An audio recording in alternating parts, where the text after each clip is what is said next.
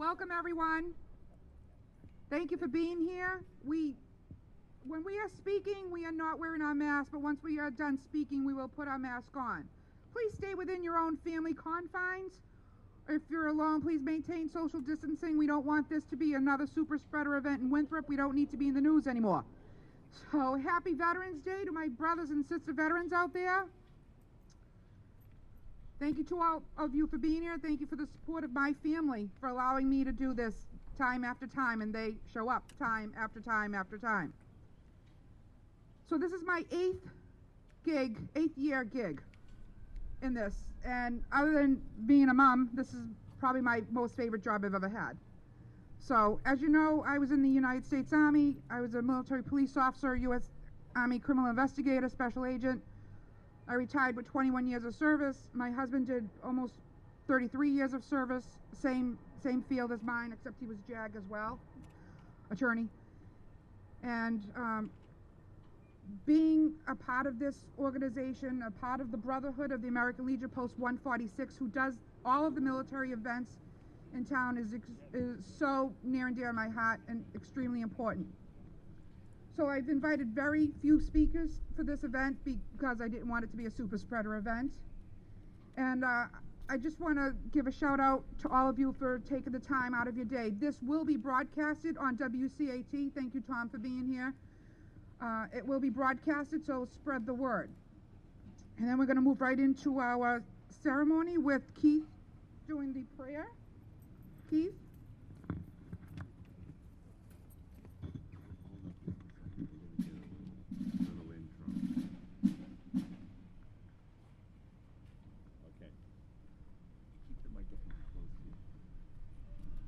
O God of hosts, we bow our heads and thankful for victories you have granted us. To us, for those people who have united with us and stamp out the evils of aggression and greed. We bless and bring the blessings to understanding to our families and friends here in the lands and those who have given their lives, that men may be free. Grant, O God, these closest that have fallen may consider the pain of their losses in light of sacrifice for civilians, sacrifice for a better world, for this generation and those yet unborn. Grant us, O God, the courage to live with the family of nations around us, to end the badness, and the beginning of enduring peace. Grant us the patience in planning our fellow man, the world of nations, and resolve the differences by peaceful means. Amen.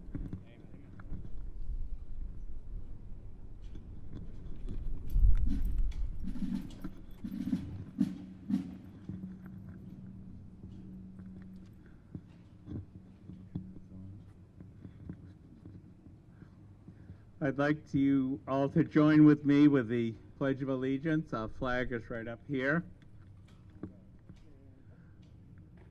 I pledge allegiance to the flag of the United States of America and to the republic for which it stands, one nation, under God, indivisible, for liberty and justice for all.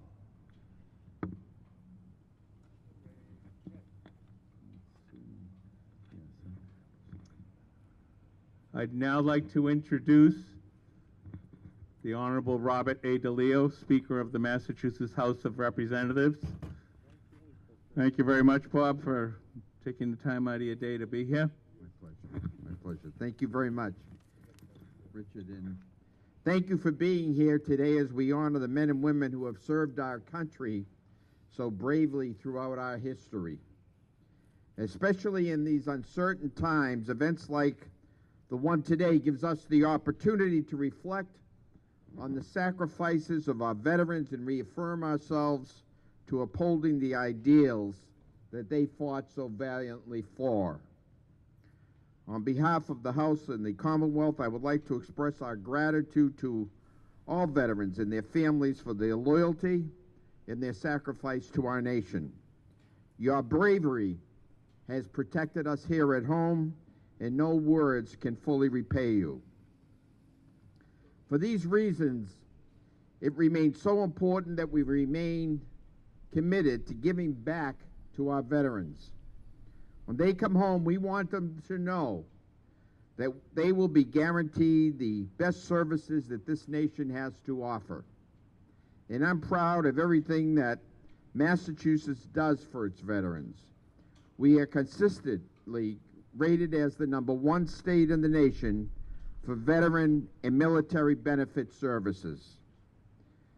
In my time as Speaker, working with my great friend and colleague, Senator Boncory, we have done so much in this regard, including the BRAVE Act, the HOME Act, and the VALOR Acts, which all expanded opportunities and service for veterans, military personnel, and their families. In passing legislation such as this, we are sending a message to our veterans that we know that they are out there, and we appreciate their bravery, and we appreciate their sacrifice. Our elderly veterans have been one of the hardest hit populations of the current pandemic. And we have passed legislation to enhance reporting and ensure that the public and the families of those in our soldiers' homes are provided with reliable, up-to-date information. We are focused on supporting those who have supported us during our country's most trying times. It's an honor to be with you here today to offer our profound thanks for those serving today and those who have served our country through the years, some making the ultimate sacrifice on behalf of our nation and its people. Winthrop is home to hundreds of men and women who have served in our nation's armed forces. These courageous Americans have the distinction of being the defenders of our freedom and are deserving of more than the special recognition that we offer them today.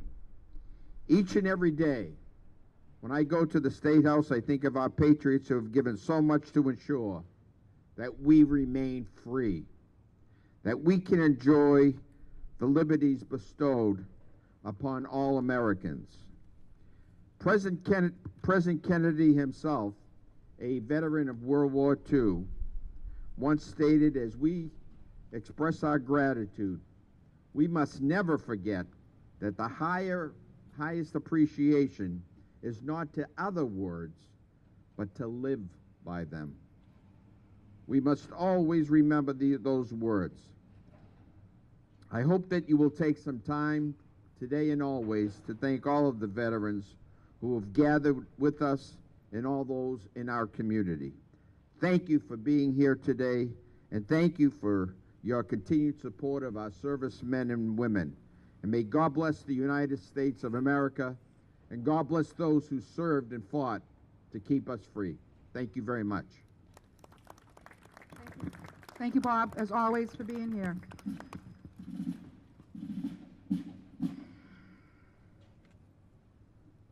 And now it's my honor to introduce he's not a young senator anymore. He's been digging through the trenches himself. So without further notice and ado, Senator Joseph Boncory.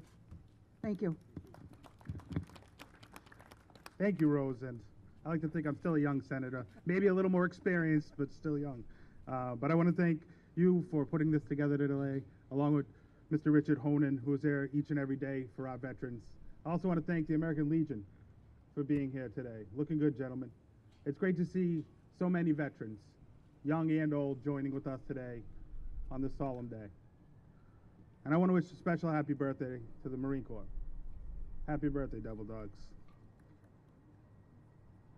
Today presents us with a unique opportunity for reflection. Around our Commonwealth and our country, many wonder how such great darkness can steal into this world. And now, while we're balancing our daily lives while controlling the risks of COVID-19, for many of us, we are learning what selfless sacrifice truly means. Now, average Americans are honoring the sacrifices made by those men and women who came before them by dedicating themselves to the cause and the people of this great nation. God's men are building failed hospitals and reestablishing supply chains, providing needed support to our most vulnerable populations. Doctors and nurses are risking their health to treat the sickest among us, and researchers who are working countless hours towards finding therapies and vaccines to combat this virus. Still, for veterans and the families of veterans that we honor here today, that lesson is not a new one.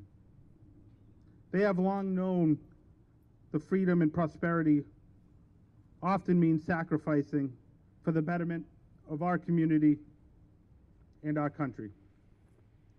On Veterans Day, we honor each and every man and woman who's ever worn the uniform of our nation. Those who have selflessly secured America's promise throughout our history. And that same history teaches us that security, it just doesn't happen. It demands sacrifice, courage, and commitment. It requires generations of men and women willing to go to distant lands as the Korean War memorial states and defend countries that they've never known and people they've never met. So today we salute the service of all veterans, and we keep in our thoughts and prayers the fallen, the missing, and those that are still serving in harm's way in the longest conflict in United States history. But today we also remember that honoring those who have served isn't just about what we say here today. It's about how we honor our veterans each and every day of the year. It's remaining committed to supporting them and their families in every way that we possibly can. And it's about serving them as well as they served us and continue to serve us and our nation. That's a sacred trust between America and all who defend it. It's a trust that was forged by soldiers and airmen who liberated Europe, by the sailors who liberated the Pacific. It's a trust embodied by Marines who etched a legacy in Iwo Jima and the Coast Guardmen who watched over our shores. It's a trust that, although I've never had the great honor of wearing a uniform, it's a trust I take solemnly every day when I go to work at the State House along with Speaker Deleo to continue to ensure that Massachusetts remains the number one state in this country for veteran services. We continue to serve those veterans that have served us so graciously, and I employ each and every citizen to take it upon yourself to do the same in any way you can. May God continue to bless the great veterans of this country, and may God continue to bless the United States of America. Thank you.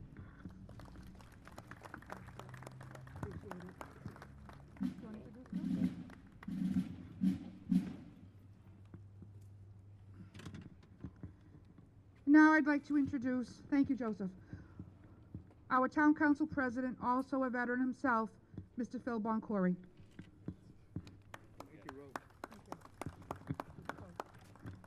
Good morning, all, and welcome to our Veterans Day service for the town of Winthrop.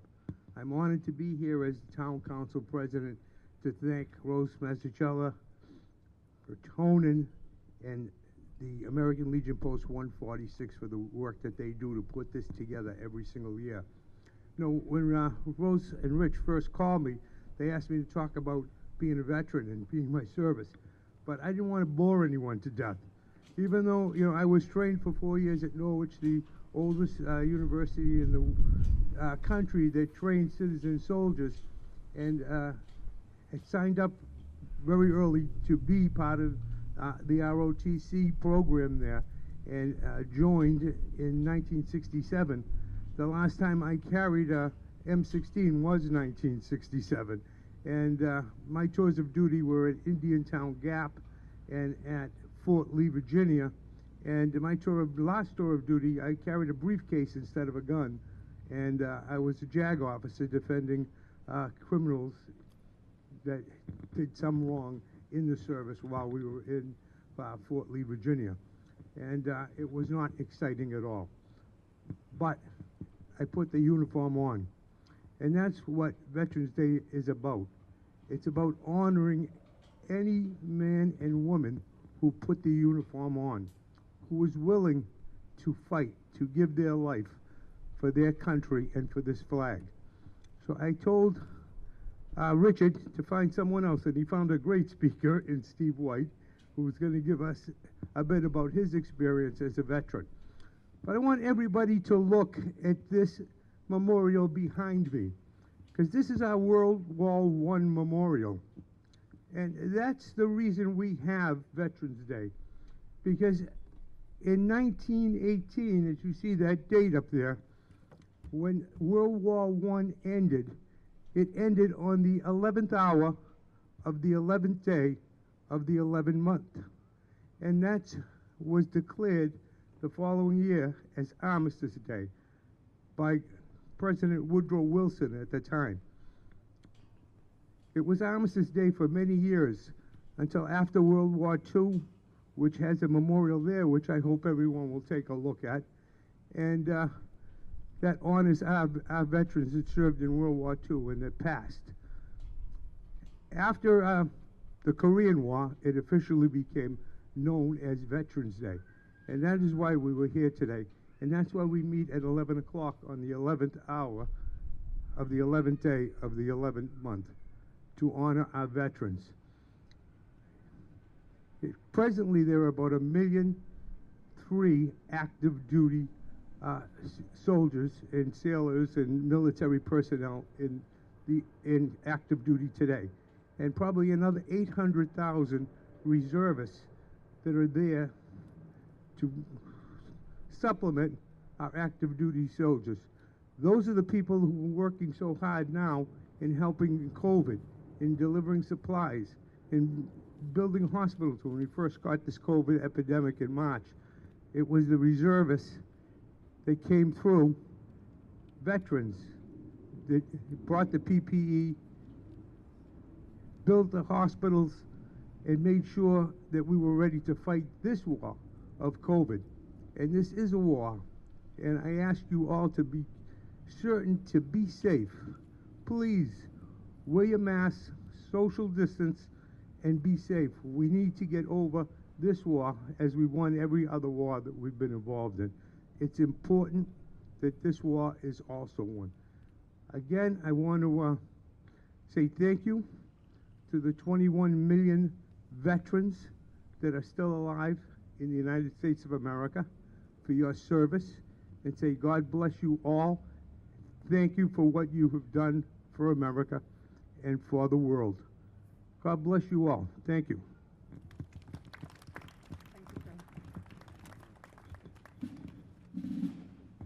Thank you very much, Phil.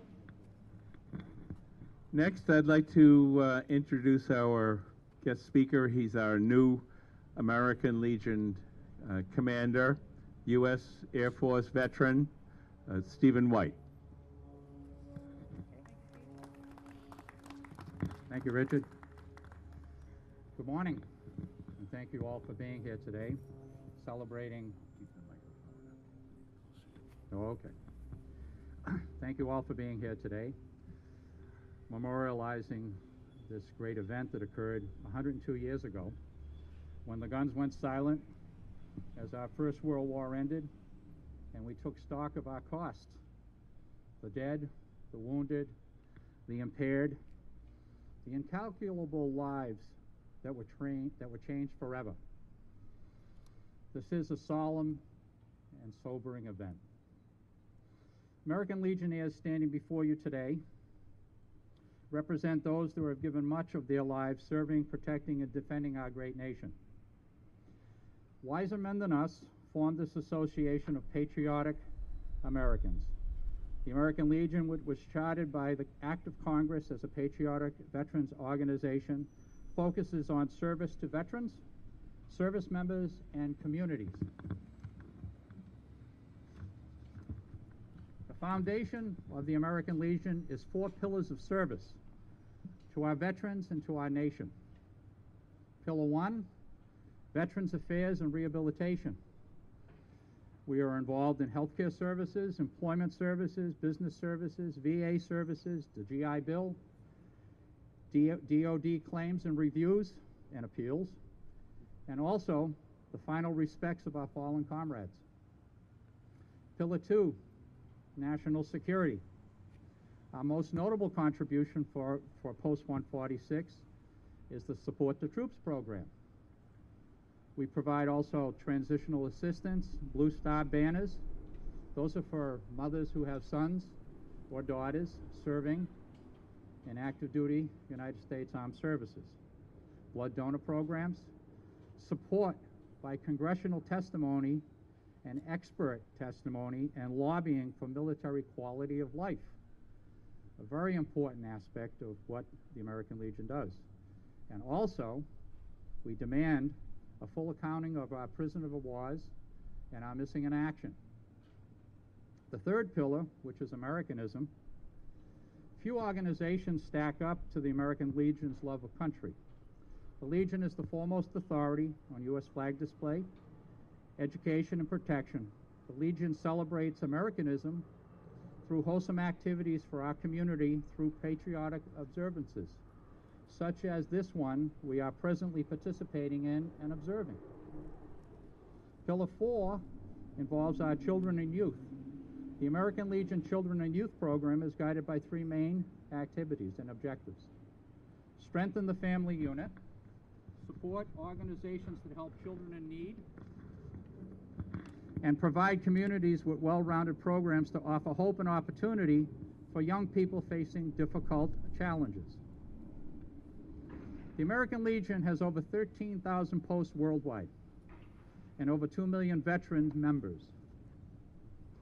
This idea of American Legion was conceived on March 1919 and established by an act of Congress in September 1919. No small feat, I'm sure, considering today's standards. Now it needs current and future veterans to stand up and be counted, preserving the concepts of this great organization. Those who can, please join us.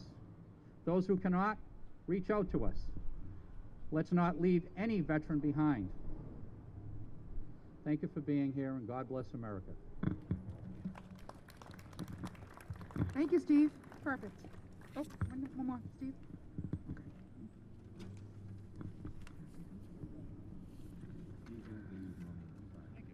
Okay. And then I have to do it again. So this year has been especially tough for our veterans. I spoke with the new Secretary of Veteran Services the other day, Cheryl Poppy, who used to oversee the Soldiers' Home in Chelsea, and she informed me this year alone, due to COVID, plus underlying conditions, we've had over 1,400 veterans pass. It's too many. It's too many.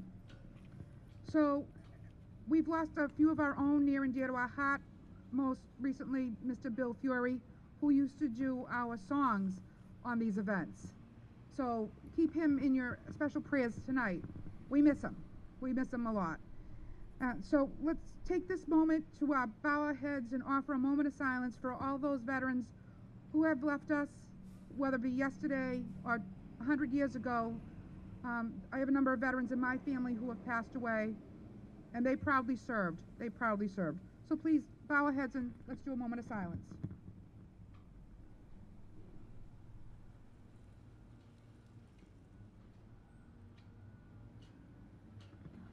Thank you. Before we close, I just want to let everybody know that every month we do a food bank for veterans and their families. We have a lot of volunteers who come and help us. Many are here today, and we appreciate that. We also receive donations, and Thanksgiving is a good time for donations, Thanksgiving and Christmas. And I've received some donations, although we are not going to do actual turkeys this year. I am giving out gift certificates. So if you're a veteran family, or if you know a veteran family that would love a gift certificate and a small bag of food, please, please, please call my office and we'll set up the arrangements. I haven't decided on a date that I'm going to be handing them out yet, but they are available. Also, we have a young lady who regularly looks to our post for guidance and drill and ceremony, and she helps the food bank, and her name is Bee. And she just told us last week that she got a full Air Force ride scholarship to any college she wants to go to. Thank you, Bea. She's put in countless and countless of volunteer hours with us, and going into the military, I see her someday as maybe a young general. So, thank you, B. And now I have Richard Hornen. Thank you all for being here. I just want to thank my fellow department heads, especially DPW, for always keeping the grounds clear and supporting us as veterans. So, Richard? Thank you very much, Rose.